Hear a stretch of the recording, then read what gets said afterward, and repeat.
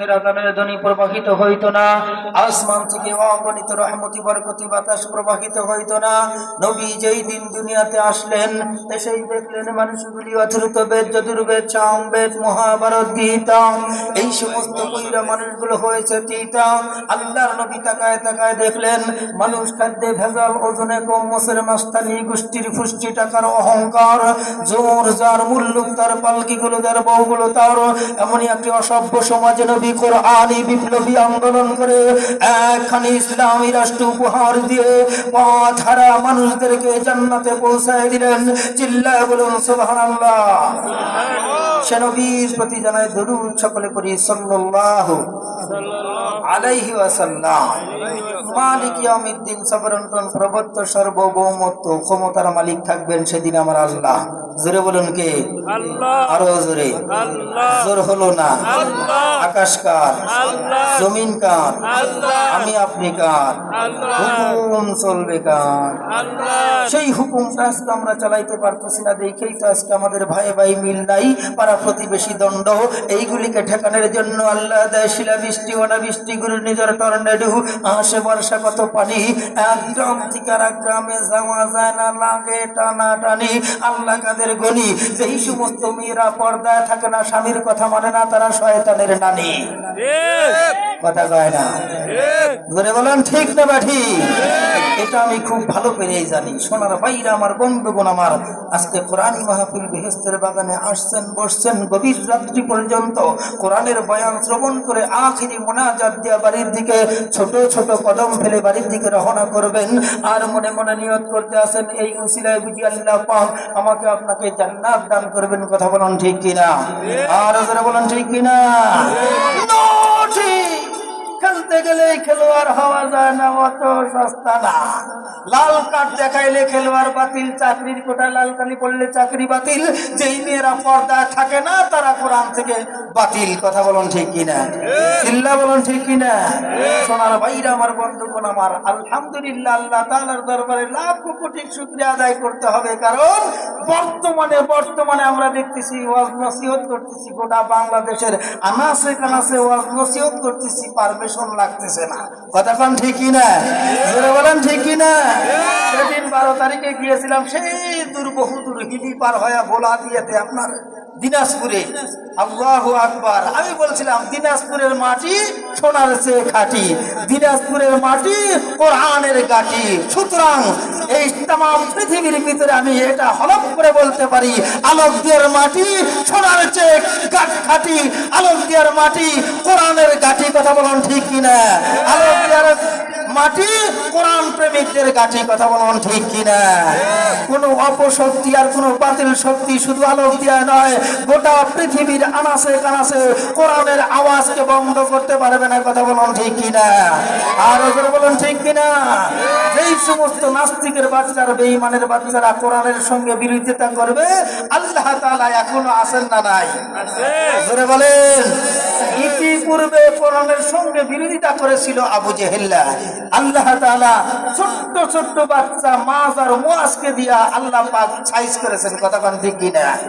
নেতা যত বড়, আল্লাহ তাআলা তাকে হালাক করে দিয়েছেন ক্ষুদ্র জিনিস দিয়া। কথা কোন ঠিক কিনা? যেমন মিস্টার ফেরাউন, আল্লাহ তাআলা প্রতিবন্ধী মশা দিয়ে আমারে সাইজ করেছে। কথা কোন ঠিক কিনা? জোরে বলেন। নমরুদ কোরআনের সঙ্গে যখন বিরোধিতা শুরু করলো, আল্লাহ তাআলার পাঠানো পয়গম্বর হযরত ইব্রাহিম আলাইহিস সালামের সঙ্গে যখন দুশমনী আদাওয়াতি শুরু করলো, আল্লাহ পাক স্বাভাবিক মশা না, প্রতিবন্ধী মশা, ল্যাংড়া মশা দিয়ে মিস্টার নমরুদকে আল্লাহ পাক সাইজ করছেন। কথা কোন ঠিক কিনা? শুধু তাই নয়, 350 বছর জুতা পেটা করে এরপরে আল্লাহ পাক দুনিয়া থেকে হালাক করে দিছে। কথা কোন ঠিক কিনা? সুতরাং এই কোরআনের সঙ্গে উলামায়ে হযরতদের সাথে যারা বেয়াদবি করবে, আল্লাহ পাক ওই মিস্টার ফেরাউনের মতো সাইজ করবে, নমরুদের মতো সাইজ করবে, আবু জেহেল, উতবা, সাইবা, মুগিরা, হামান, কারুন, ফেরাউন, সাদ্দাতের মতো স্বৈরাচারীদের মতো আল্লাহ পাক তাদেরকে শায়েস্তা করবেন। কথা বলুন ঠিক কিনা? বাংলাদেশের যে সমস্ত নাস্তিকের বাচ্চারা, স্বৈরাচারেরা ইতিপূর্বে তারা কি করেছিল, আল্লাহ তাআলার সাথে পাল্লা দিয়ে উলামায়ে হযরতদেরকে অবৈধভাবে জেলের মধ্যে আবদ্ধ করে রেখে কোরআনের পাখিদেরকে কষ্ট দিয়েছিল। আল্লাহ পাক সহ্য করতে না পারিয়া 2024 সালে 5ই আগস্ট আল্লাহ পাক আবার পূর্ব পরিচিতি এরকম ভাবে আল্লাহ পাক ইতিহাস আবার উত্থাপন করছে জাতির সামনে। কথা বলুন ঠিক কিনা? আর এবারে বলুন ঠিক কিনা? এখান থেকে শিক্ষা নিতে হবে, যেই সমস্ত ফেরাউনের দলেরা, নব্য আবু জেহেলের গোষ্ঠীরা কোরআনের সঙ্গে, আলেম ওলামাদের সঙ্গে যারা বেয়াদবি করবে, আল্লাহ পাক ইতিপূর্বে ওই সমস্ত কাফের বেঈমানদেরকে যেরকম শায়েস্তা করছে, ঠিক তদ্রূপ ওই পরিণাম তাদেরকে হবে। কথা বলুন ঠিক কিনা? চিল্লা বলুন ঠিক কিনা? সোনার ভাইরা, আমার বন্ধুগণ আমার, আমি দীর্ঘক্ষণ আলোচনা করব না। আজকের মাহফিলের প্রধান আকর্ষণ, প্রধান বক্তা শুধু নওগাঁ হইতে আগত হযরত এসেছেন। আলহামদুলিল্লাহ। আমার তো আর একটা প্রোগ্রাম ছিল, ওই যে পাঁচলিয়া কেন্দ্রীয় কবরস্থানের উন্নতি কল্পে, ওখানে কিছুক্ষণ আলোচনা করে এখানে আসছি। আল্লাহ পাক আনছে। কথা বলুন ঠিক কিনা? তো যতক্ষণ পর্যন্ত আলোচনা করব, আপনাদের শোনা মুখ থেকে সিরাজি সাহেবের জন্য দোয়া করবেন। অল্প টাইমের মধ্যে যেন কোরআন হাদিসের আলোচনা, কোরআন হাদিসের গল্প শোনাইতে পারি, সেই তৌফিক যেন আমার রব, আমার স্রষ্টা, আমার বিধানদাতা, আমার আল্লাহ পাক যেন দান করে। সকলে বলুন আমিন। আরো জোরে বলুন আমিন। মা খালাকতুল জিন্না ওয়াল ইনসা বাখা, মা খালাকতুল জিন্না ওয়াল ইনসা বাখা, নিস্তে মকসুদ জুজ ইবাদত আল্লাহ, নিস্তে মকসুদ জুজ ইবাদত আল্লাহ। মুসলমান ভাইরা রে, আল্লাহ নবী উম্মতির কান্ডারি রহমাতুল লিল আলামিনের পবিত্র জবানে ঘোষণা করেন, আরামের গুণকে হারাম করে দিও, ঠান্ডাকে উপেক্ষা করিয়া কোরআনি মাহফিল আর বেহেশতের বাগানের মধ্যে ঝুমে ঝুমে অল্প টাইম যারা ব্যয় করবেন, আল্লাহ রাব্বুল আলামিন তো কোরআনুল কারীমের ভিতরে ঘোষণা করেছেন, আমি আল্লাহ তাআলা তাদের আমলনামার মধ্যে 60 বছর নফল ইবাদতের সওয়াব দান করব। জোরে বলেন কত বছর? 60 বছর নফল ইবাদতের সওয়াব আল্লাহ পাক আমার আর আপনার আমলনামার মধ্যে দান করবেন।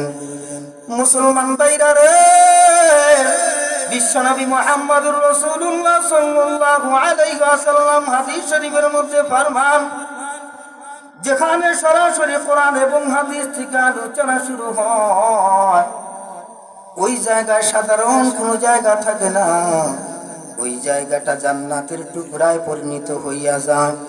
জান্নাতের মাহফিলে ইচ্ছা করলেই মানুষ বসতে পারবেন না। জান্নাতি কোরআনী মাহফিল বেহেশতের বাগানের মধ্যে ইচ্ছা করলেই মানুষ কিন্তু বসে বসে আল্লাহ পাকের গুণগান গাইতে পারবেন না। জোরে জোরে বলুন কথা ঠিক কিনা? বন্ধু, সেদিন তাফসীরের ভিতরে দেখলাম আমার আল্লাহ তাআলা যতক্ষণ পর্যন্ত 70 বার রহমতের দৃষ্টিতে না তাকাইবেন, ততক্ষণ পর্যন্ত কোনো মানুষ একটি নেকির কাজ করতে পারবেন না। নিশ্চয় আল্লাহ তাআলা 70 বার রহমতের দৃষ্টিতে তাকিয়েছিলেন, বিধায় আজকে আমরা আরামের গুণকে হারাম করে দিয়ে গভীর রাত্রি পর্যন্ত কোরআনের বয়ান শ্রবণ করার সুযোগ পেয়েছি। কথা বলুন ঠিক কিনা? হাকিকত বেখবর হয়, দুনিয়া কি নামায়েশ পর নজর হয়।